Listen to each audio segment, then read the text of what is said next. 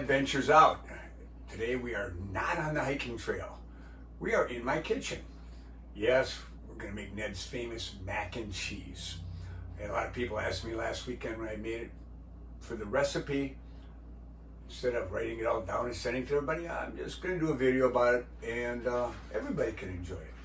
So let's get going. We'll start with the ingredients first, what you're going to need to have out. I use 4 different cheese blends actually. We use a Wisconsin Gruyere. Yes, you can use a regular Gruyere cheese if you can't find a cheddar Gruyere. 1 pound of that. This is not cheap mac and cheese. This is 5-year-old cheddar. We need 1 pound of that. We'll need about a 1/2 cup of Parmesan, grated Parmesan. I use fresh Parmesan. And then I use something that's not really Wisconsin cheese. I use about 6 ounces of Velveeta. Yes, it's not Wisconsin cheese. It's a cheese food. So it's not classified as a cheese, so I can get away by calling this Wisconsin mac and cheese, because this is a cheese food. Okay, instead of regular elbow, I use cavatappi noodles, little curly pigtail noodles. Instead of cream and stuff like that, I just use 1% milk. This is, a lot cheaper. And for breadcrumbs on top, because this is a baked mac and cheese. You don't have to. A lot of times I'll make it and I'll put it in a crock pot and let it sit. Today we're going to put it in a pan. We're going to bake it. So we'll put little crunchies on there. We're going to use some panko breadcrumbs, and we'll make it out with butter. I will bring out more butter for that. We use 1 stick of butter to make a roux for our cheese sauce. The recipe for that is usually 1 tablespoon of flour for 1 tablespoon of butter, and to 1 cup of milk. So what we'll do is we're going to be making 6 cups of sauce. That's for just one box of noodles. If we have extra, we put it in a squeeze bottle and we save it for later on. If you want to put more on your mac and cheese, it works out great. So it will need another probably 3 tablespoons for the crispy topping. All right, we're gonna get going. We'll start with the prep. All right. First thing I usually do is I get my cheese all shredded. You can cheat and buy shredded cheese. The cheddar Gruyere, you're not going to. It comes in blocks. They don't shred it. You can buy shredded cheddar cheese if you want. It's cheaper just to buy a block and then shred it yourself. While I'm shredding the cheese, I got my water on, and I'll get my noodles boiling. We cook those per the package, which is, I go 7 to 8 minutes so they're al dente, so they're not super soft, because they're going to bake a little bit more, so you don't want them soft. So we'll get the water going for that, and we're going to shred our cheese up next. Okay, we've taken our 1 pound of 5-year-old cheddar, our 1/2 pound of cheddar Gruyere. We got about maybe 7 to 8 ounces of brain freeze here, Velveeta, because it's not cheese, so I don't remember it. You can actually buy a little teeny block, and that's what I usually use, but I had gotten a large one my wife had bought because she got it on sale, so that worked out pretty good. So, and I shred it all up. I put the 1/2 cup of Parmesan in there. So what I did was I have it all right here, all shredded up, ready to go, and this will be into our cheese sauce. Alrighty, now we've got our cheese already shredded. We got our box of noodles. Our water's starting to boil. What I like to do, a lot of people, when you cook even spaghetti, I add a little bit of, I just got some kosher salt, just add a little bit of salt to the water. And then we dump our box in and go from there.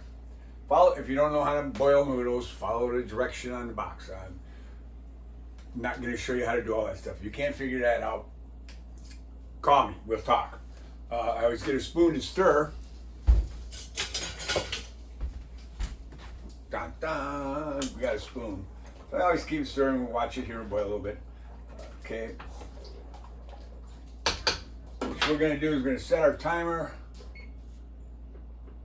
We're going to go 8 minutes because it's just sort of boiling. We hit it and we go. What you're going to want to do, you're going to stir your noodles up every once in a while.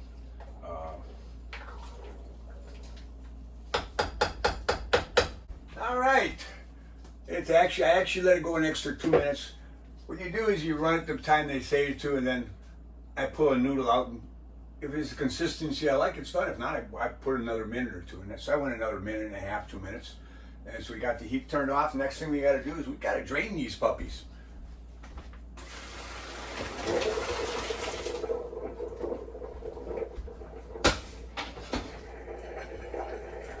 One of the things you should always do is get them, run cold water over them, get them down to room temperature right away so they don't cook anymore.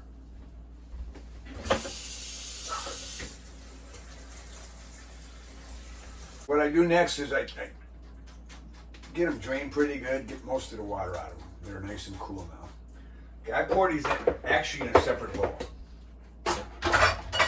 And that'll be used, they're in there now, and when I make my cheese sauce, it will go over the top of this. So we're going to start the cheese sauce now right away. The oven is still warm. We're going to put it back on, down to low. And we're going to get our butter in. Use 1 stick of butter. And you want this to melt completely.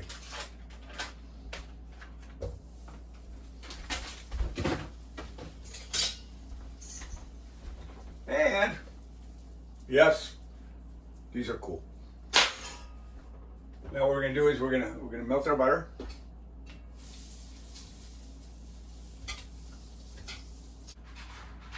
Nothing like a good metal whisk. If you don't have one, pick one up.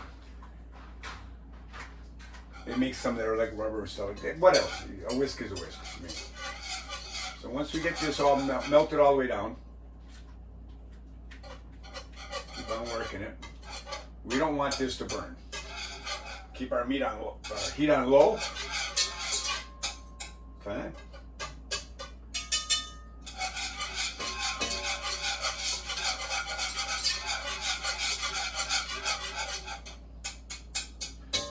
All right. What we do next is we get our flour. Remember, I put in 6 tablespoons of butter. So we're gonna go 6 tablespoons of flour. So I put heaping ones in. I'm not measuring. I'm gonna go 1, 2, 3, 4, 5, 6.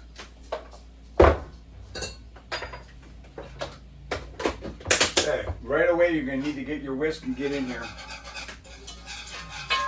And we'll whisk this around. It'll make like a paste. Okay? Should be halfway sloppy. And then we let it cook. Okay, what I mean by that is let the heat on for about a minute or two and you'll see it bubbling. And you keep on stirring, you're gonna see that it's thickening up. Okay?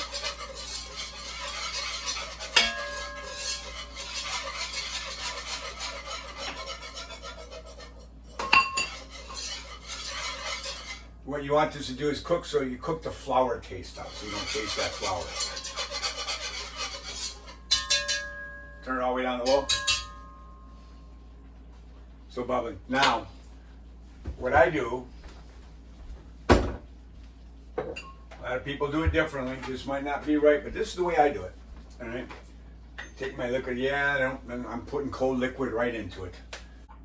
What I do is I'll usually go 5 cups instead of the full 6.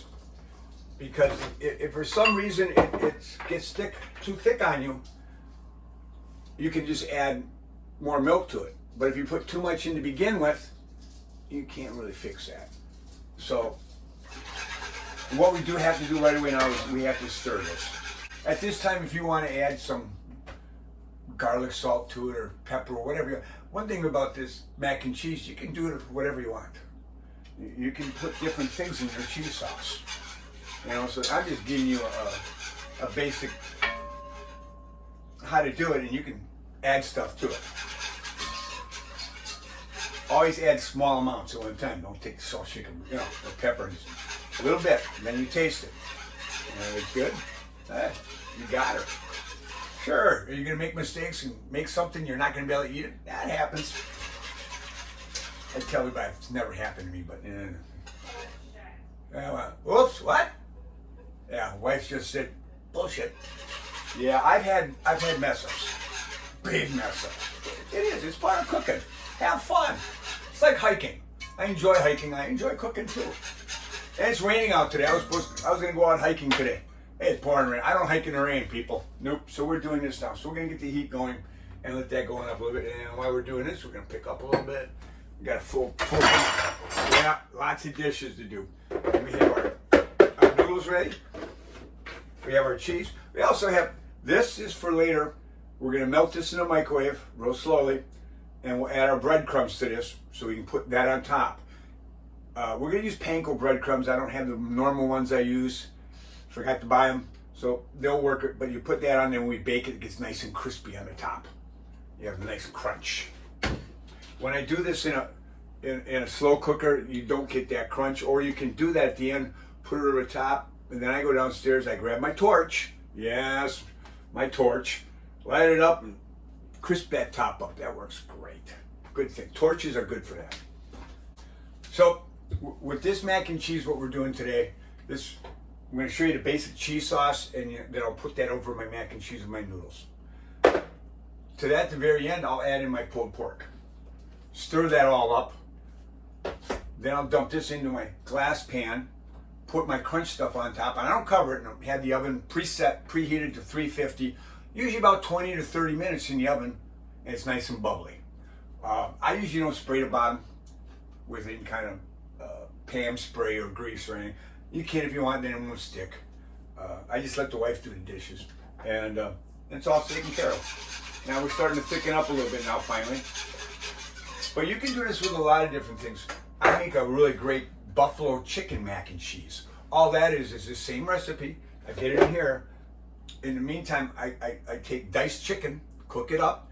I cook it up in Frank's Red Hot Buffalo sauce. Great stuff. Love that. Put that shit on everything. Wait a minute, that's a commercial. And I cook that up and I put that to the side.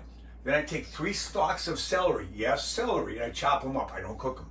Cut them in smaller hunks and put that off to the side. So then when I get my mac and cheese, the cheese sauce in here, I take the chicken, put it in there. I put the celery, stir it all up. I put it in my pan or my crock pot, whatever I'm going to use. And then I take some Frank's Red Hot and I just drizzle it over the top. Then I'll bake it or I'll let it sit in the slow cooker and cook for a couple of hours. And it's fantastic. I've done that with vegetables. I've taken vegetables, microwaved them so they're soft a little bit, added it, and have vegetable mac and cheese. You can do whatever you want.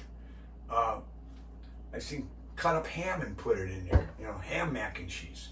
So it's the imagination. That's all you need. That'll get you going. So this is starting to thicken up a little bit. I'm going to turn up the heat a little bit more to get her going. It's not going to be super thick like a gravy, because when you add the cheese to it, it's going to thicken it up big time. And if you get it too thick, I've done that, then your mac and cheese gets dried out. So that's why, another reason I went to the 1% milk, plus it was cheaper. It just didn't seem like I got it sticking when I baked it. Especially when I put it in slow cooker or crock pot, and it's going to sit in there for 3 or 4 hours, it doesn't crust out and get real bad. That's a good thing. I mean, you can make this ahead of time and throw it in a crock pot, and you got it in 3 or 4 hours. Our cheese, our sauce, our roux is getting nice and creamy. I don't know if you can see that, but doing the best I can. And we got the heat turned down. I like this consistency. Look, not super thick, but thick enough. What do we start doing now? We take our cheese and we start putting it in. No, don't put it all in one time. Put little by little. Little by little. We'll put about half of it in, I think. And then we let it start melting. Simple as that. Now, you notice it's starting to get pretty thick. This is where I said before that we put 5 cups of milk in and save that last cup. And it's starting to get pretty thick. If you like it thick like that, go for it. So what I'm going to do is I'm going to grab another cup of milk and put it in there. Then we have our 6 cups in. And then we're going to add the rest of the cheese.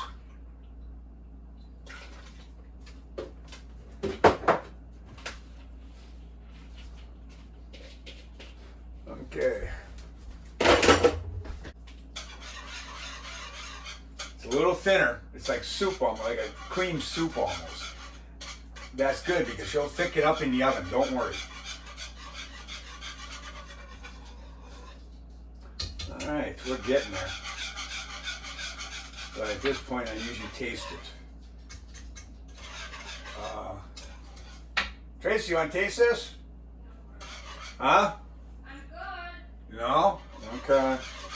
Usually have somebody else taste it. I had throat cancer a couple years ago. Totally good. It never came back. And my taste buds aren't the same. I got a 24-year-old that lives at home. He's my taste tester usually, but he's busy. I think he's taking a nap. So we'll just, we'll see what it tastes like. All right. Clean spoon. Stir it up a little bit.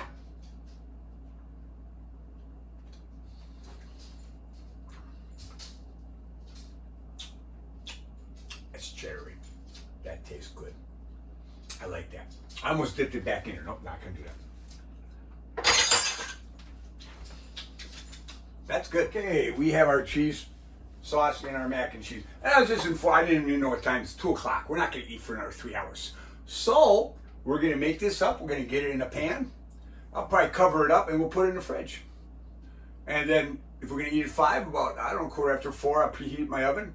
4:30, I'll put it in. I'll take it out so it sits out for a little bit and cool, warms up a little bit, and put it for 30 minutes. Then we should have mac and cheese. So I in my microwave, 30 seconds in the microwave, I put my butter. I didn't cover it, so it's gonna splash all over the microwave. I'll have to clean it up. But that's life. I don't know if you people notice too, my kitchen's not very big. I think my kitchen's probably about 10 by 10. This is it. This is my kitchen, people. I love it. One person's good, but come Thanksgiving, when there's 3 of us in here trying to get everything out, oh, what a freaking nightmare. Oh, let me see if it melted. Yeah. All right, now what we do with that, this is one of those, not a direct measurement, which, sorry, that's just the way I cook. You can make it as thick as you want, or not as thick as you want. So I'm gonna pour some panko in there. Let's start there. Then we stir it up. You want all your panko to get fully incorporated in the butter, so it's nice and soft. Breadcrumbs, panko won't get as brown in the oven, but it still should crisp up pretty nice. I use just regular breadcrumbs, which are a little darker, and those work a little bit better. But like I said, I had Parmesan breadcrumbs. I didn't want to put Parmesan breadcrumbs on top of pulled pork mac and cheese. I just didn't think that would be a good combo. If you like that combo, go for it. Okay, see, that's what we're looking for. That's done. All right, trying to pick up my mess here. Now, what do we do next? Look at that pan. It's time for the pulled pork. This is Lloyd's. We shop at Woodman's. If you're not from this area, you probably don't know what Woodman's is, but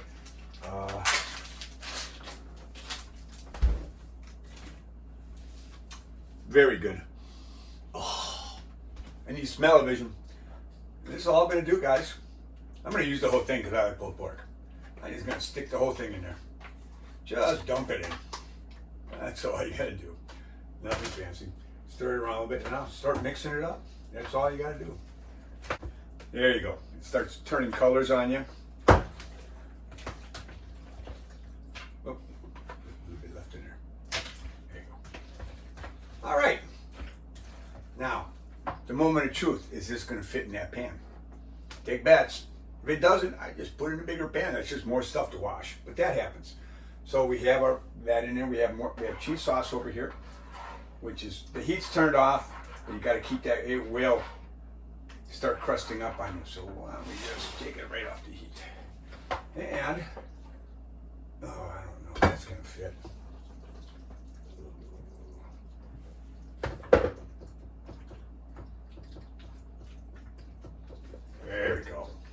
Just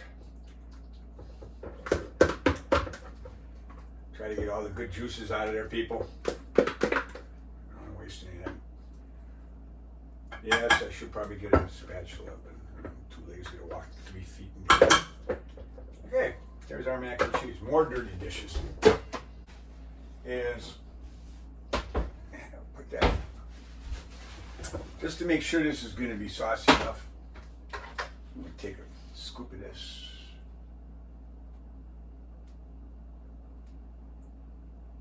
And you scoop over the top.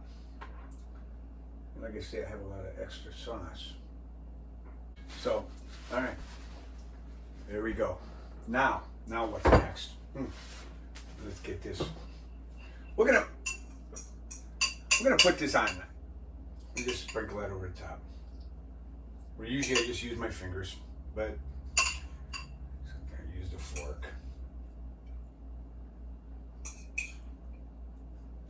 This is so good, I don't want to wait for another 3 hours to eat dinner.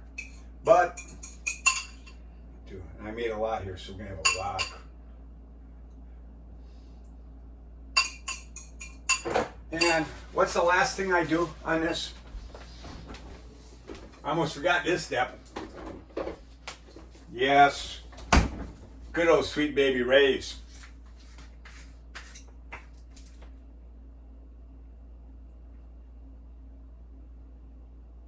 Look how pretty that looks. Ooh. Now,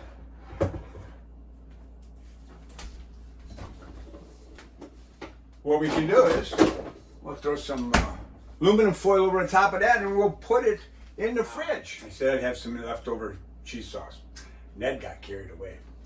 I think we just made a little bit too much, but that's okay.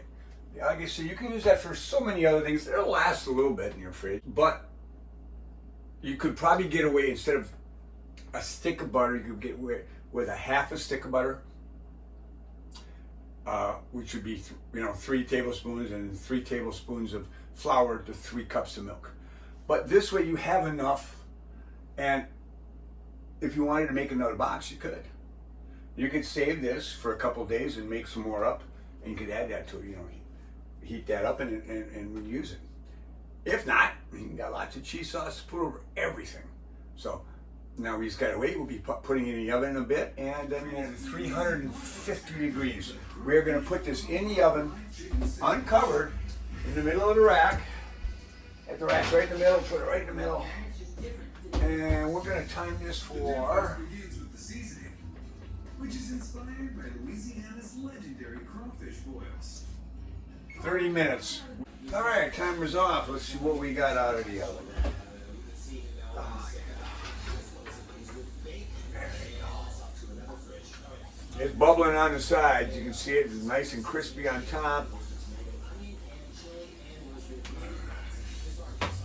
What we are going to do now, we're going to let that sit for like 5 minutes or so, and let it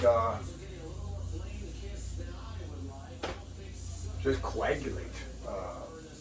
If you try to eat it right now, you burn your mouth really bad. Just turn on the oven.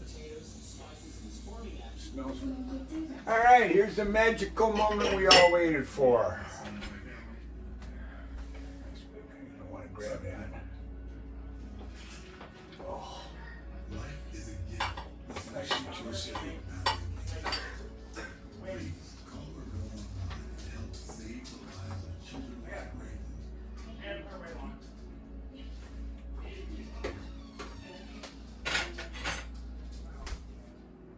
You can see that.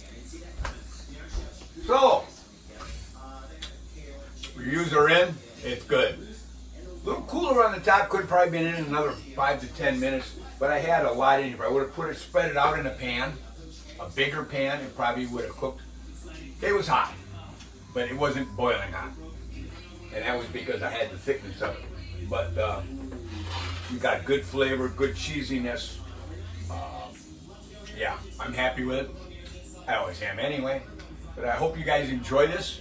I hope you try this. Like I say, I'm not a professional chef, but give this cheese blend a try. You'll like it. Have a good evening. All right. Thank you for watching.